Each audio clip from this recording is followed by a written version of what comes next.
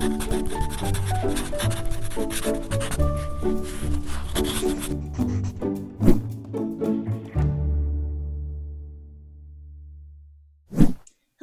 I'm Dawn Durham, and welcome to PaTTANpod.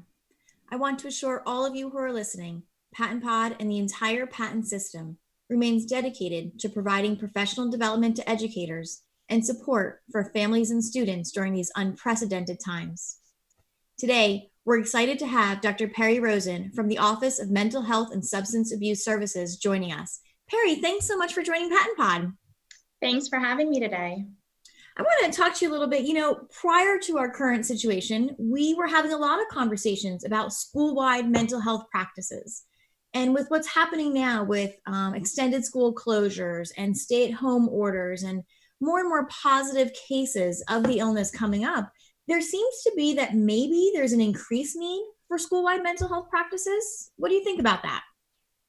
I do agree with that. I think it's important to just recognize that mental health has always been an important issue for schools to address. I think that just with everything that schools have going on, sometimes it hasn't been at the forefront. But we do know that mental health issues among youth are common. About 1 in 5 children have a mental health condition. So it is something that schools always need to be thinking about, but especially under the circumstances of what we're all going through now. There definitely are some increased issues going on and reasons to be concerned about student mental health. We know that there are just, many different things in terms of loss that our students are experiencing right now with school closures, whether that's just the loss of their routine or the loss of some of those seminal events that students look forward to, like prom or graduation, the losses of not being able to see their friends every day. But then we know that there are also more significant challenges associated with COVID-19. So some of our students may be dealing with some of that. So a family member possibly getting sick, maybe even a death in the family, and just all of the stressors that are impacting family life right now that can certainly change those dynamics. And may potentially be exacerbating some of the conditions that students may have been struggling with even before this, or possibly even leading to some new onset of some mental health conditions with just the stressors and all of these things that are going on right now. So when we think about that, and I think that you're right, mental health is always and should always be at the forefront of our minds whenever we think about our students and ourselves. And in thinking about that 1 in 5 children have some mental health needs is very eye-opening and really dictates that we need to take a more closer look at this, particularly in the situation we're in. And you had shared that there are some additional concerns for our students that they are experiencing right now, whether or not they experienced any concerns prior to the situation we're in. So I think that's a key point to make. Now, thinking on that regard, thinking about reentry to school, how do we support universal trauma from this pandemic when we do go back to face-to-face instruction? Yeah, I think that's a really interesting question because, it seems like right now as, school staff, as families, we're all just trying to make sense of what's going on now. And there's a lot of uncertainty about when we're going to go back to school and what that's even going to look like when that happens. So it's hard to fully plan in a lot of ways, just with all of that uncertainty. But, both now and when we do return to school, I think that universal strategies to support all students, regardless of whether there's, a prior known mental health issue, is going to be really, really important. Tiered approaches as well are really essential to supporting student mental health in school, the same way that we would do that for academics or behaviors. So I think that schools can be thinking about that, and especially thinking about planning ahead for their tier 1. Like I was kind of saying before, we're all experiencing some sort of loss at this time, but that's really going to differ in terms of, what type of loss that is and how we're reacting to it. We know that not everybody's going to react in the same way. And so coming back to school, we definitely don't want to assume that everyone coming back into our buildings has been traumatized. But that being said, we do want to think about some universal practices that we can put in place. So we do want to reestablish safety upon coming back to school, and thinking about how we can be promoting self-care, self-advocacy, and also help seeking. And that's not going to just be for our students, but that's going to be for staff as well. So what are we doing to reestablish the routines that we've been missing? normalizing kind of the range of reactions that people have had to this experience and are having about coming back to school. And then how are we going to promote healthy practices? And so I think that schools can be thinking about that in terms of things like social emotional learning, trying to focus on things like school climate, and also just trying to share resources in general about some of the things that students, staff, and families can be doing. I want to circle back. You made a great point. We need to think about our students, but also our staff, because they too, as you had said, are experiencing loss on a wide scale of things, but they too are experiencing that. And so we do need to think about universal practices across the board. You mentioned those tiered approaches and how we do that in academics and behavior. We need to take that same approach when we think about that social emotional piece, and really kind of reestablishing our sense of safety, our sense of self-advocacy, our sense of self-care. So I think those are good points when we think about that reentry, is to really start kind of planning ahead and being prepared for whatever may come about when we do enter schools again. So I appreciate that insight. Thank you. Something I do want to mention and talk to you about is, we're at home. How do we, as families, how do we support positive mental health for our children? And quite honestly, for the adults in the house as well. And I'll kind of ask you for two things. How do we support positive mental health here at home? But then how do we know when we should be seeking out help? Is there a way to determine that? Yeah, those are two really important questions. So, I think a lot of the things that we would be doing for ourselves as adults, we can also be thinking about doing for our children and also doing some of that modeling. So I think one of the most important things to realize right now for everybody is that we're all just doing the best that we can.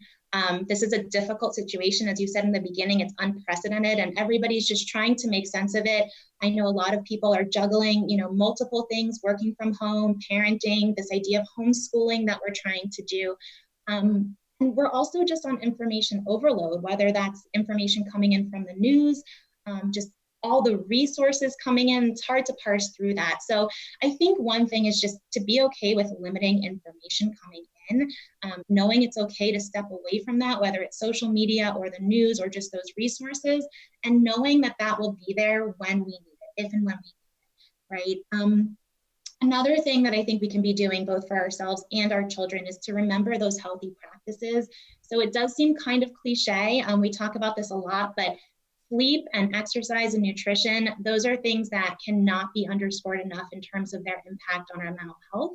But it can feel overwhelming, especially in times like this. So I would say, trying to keep a routine and trying to stick to that as best as we can, but being kind to ourselves and just forgiving ourselves when we don't stick to that. I think that's important as well. So for ourselves and for our kids, we can kind of model this idea of, focusing on one thing or prioritizing one thing that we can try to get done today, especially when things start to feel overwhelming. I also think that, for parents, they can be just opening up to their children and providing an opportunity for their children to talk about how they're feeling and what they're thinking. And that gives parents the chance to offer that reassurance, to kind of provide facts and to, again, sort of reaffirm that safety of, here are these things that we're doing to stay safe. Giving those reminders can really help mitigate some of those anxious feelings that people might have. But I do think that with the supports like this, it is important to keep in mind that most children and most adults will manage fairly well.